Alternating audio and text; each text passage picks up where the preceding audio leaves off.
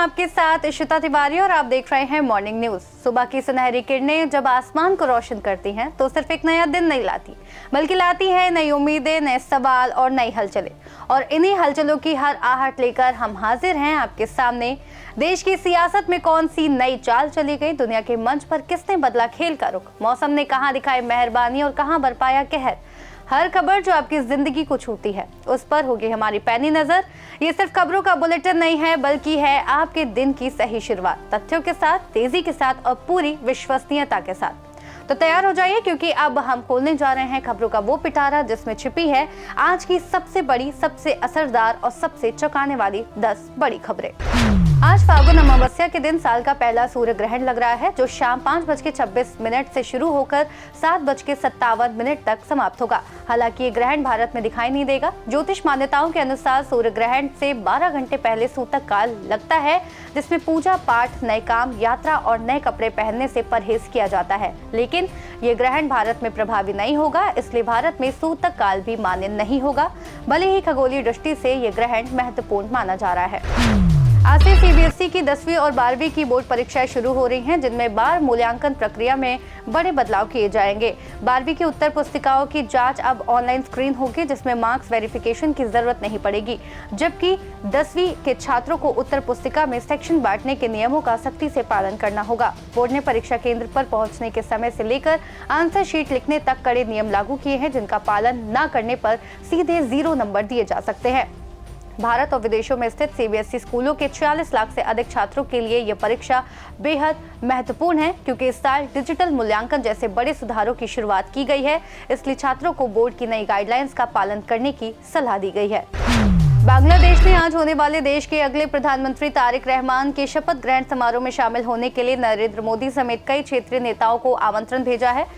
आम चुनाव के बाद बनने जा रही पूर्णकालिक सरकार ने भारत के प्रति सकारात्मक रुख दिखाया है और चुनाव परिणाम आने के बाद पीएम मोदी ने बांग्लादेश नेशनलिस्ट पार्टी को बधाई भी दी थी। जानकारी के मुताबिक ढाका ने अपनी योजना के बारे में नई दिल्ली को पहले ही अवगत करा दिया है और बीएनपी ने संकेत दिया है कि इस समारोह में क्षेत्र के कई देशों के नेता शामिल होंगे। 16 फरवरी 2026 से दिल्ली के भारत मंडपम से शुरू हुए इंडिया एआई इम्पैक्ट समिट के तहत आज देश का पहला इंडिया एआई फिल्म फेस्टिवल आयोजित किया जा रहा है, जो कुतुब मीनार में होगा। इस फेस्टिवल में 500 से अधिक ग्लोबल लीडर्स, टेक दिग्गजों के प्रमुख और नीति निर्माता हिस्सा लेंगे, जहां एआई आधारित फिल्मों की स्क्रीनिंग, पैनल डिस्कशन और $12,000 यानी करीब 11 लाख रुपए के इनाम वाली अवार्ड सेरेमनी का आयोजन किया जाएगा। मध्य प्रदेश में स्वास्थ्य विभाग के अधिकारी कर्मचारियों ने लंबित मांगों को लेकर आंदोलन तेज करने का ऐलान किया है, जिसके तहत 16 और 17 फरवरी को जिला मुख्यालयों पर काली पट्टी बांधकर प्रदर्शन किया जाएगा, जबकि 24 फरवरी को भोपाल में न्याय यात्रा निकालकर सरकार को ज्ञापन सौंपा जाएगा। महासंघ ने चेतावनी दी है कि यदि मांगों पर जल्द निर्णय नहीं लिया गया तो कर्मचारी हड़ताल पर जाने को मजबूर होंगे। आज और कल मौसम में बड़ा बदलाव देखने को मिलेगा, क्योंकि अगले 48 घंटों में एक नया पश्चिमी विक्षोभ सक्रिय होने जा रहा है, जिसके असर से हरियाणा, पंजाब, राजस्थान, दिल्ली और उत्तर प्रदेश के कुछ हिस्सों में तेज बारिश, आंधी और वज्रपात की संभावना है, जबकि उत्तराखंड, हिमाचल प्रदेश और जम्मू और कश्मीर के ऊंचाई वाले इलाकों में बर्फबारी का अलर्ट जारी किया गया है। वहीं दक्षिण भारत में साइक्लोनिक सर्कुलेशन भी मौसम को प्रभावित कर सकता है, जिसे देखते हुए इंडिया मेट्रोलॉजिकल डिपार्टमेंट ने सतर्क रहने की सलाह दी है। गाजियाबाद में प्रदूषण का स्तर खतरनाक श्रेणी में पहुंच गया है, जहां लोनी इलाके में AQI 300 के पार दर्ज किया गया और शहर देश के टॉप 5 सबसे प्रदूषित शहरों में शामिल हो गया है।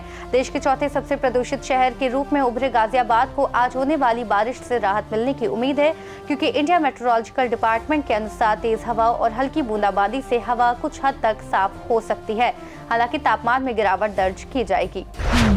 कानपुर में रविवार को तापमान 27.5 डिग्री सेल्सियस तक पहुंच गया, जो इस सीजन का सबसे अब तक गर्म दिन रहा। मौसम विभाग के अनुसार आज से 19 फरवरी के बीच कानपुर मंडल में हल्की बूंदाबांदी होने की संभावना है, जिससे तापमान में थोड़ी गिरावट दर्ज की जा सकती है।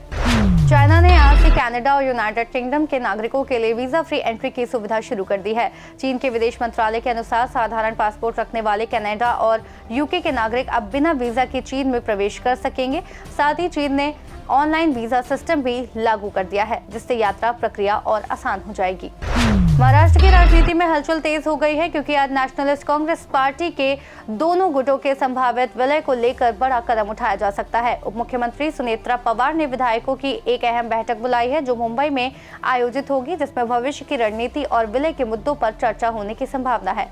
सूत्रों के अनुसार बैठक में पार्टी के वरिष्ठ नेता और सभी विधायक शामिल होंगे, जहां सुनेत्रा पवार विधायकों से 1-to-1 बातचीत कर उनकी राय जानेंगी, जिसके बाद राकांपा की आगे की दिशा को लेकर तस्वीर साफ हो सकती है। और अब समय की रफ्तार को जरा थाम लीजिए क्योंकि हम करने जा रहे हैं एक दिलचस्प सफर बीते कल की ओर। जी हाँ, तैयार हो जाइए समय की घड़ी में एक छोटी सी यात्रा के लिए। हम लेकर आए हैं आपका खास सेगमेंट आज का इतिहास। हर तारीख सिर्फ कैलेंडर का एक पन्ना नहीं होती, उसके पीछे छुपी होती है एक कहानी, एक संघर्ष, एक उपलब्धि और कभी कभी एक ऐसा मोड़ जिसने इतिहास की दिशा ही बदल दी। आज के दिन सन 1600 में इतालवी दार्शनिक गियोर्डानो ब्रूनो को उनके विचारों के कारण रोम में मृत्युदंड दिया गया। आज के दिन सन 1801 को थॉमस जेफरसन को अमेरिकी प्रतिनिधि सभा ने संयुक्त राज्य अमेरिका का राष्ट्रपति चुना।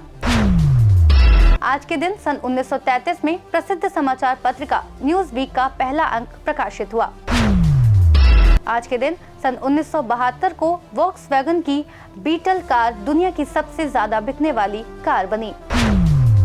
आज के दिन सन 2011 को लीबिया में सरकार विरोधी प्रदर्शनों की शुरुआत हुई, जिसे डे ऑफ रेज कहा गया। इतिहास के पन्ने पलटने के बाद अब बारी है फिटनेस की और आज हम बात करेंगे झड़ते बालों की।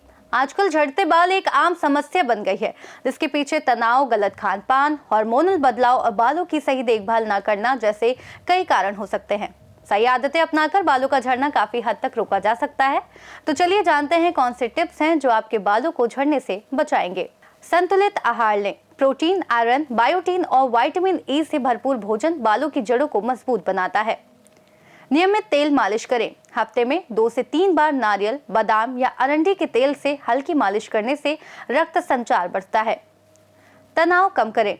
योग, ध्यान और पूरी नींद लेने से तनाव घटता है, जो बाल झड़ने का बड़ा कारण होता है।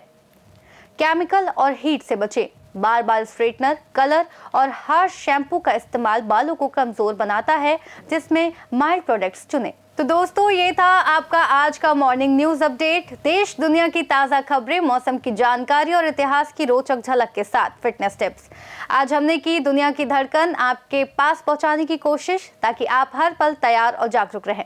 याद रखिए, हर नई सुबह नई उम्मीदें और नए अवसर लाती हैं। इसीलिए मुस्कुराते रहिए, जागरूक रहिए और अपने दिन को बनाइए खास। फिलहाल के लिए मुझे दीजिए इजाजत। देश और दुनिया की बाकी खबरों को जानने के लिए आप देखते रहिए सी न्यूज़ भारत।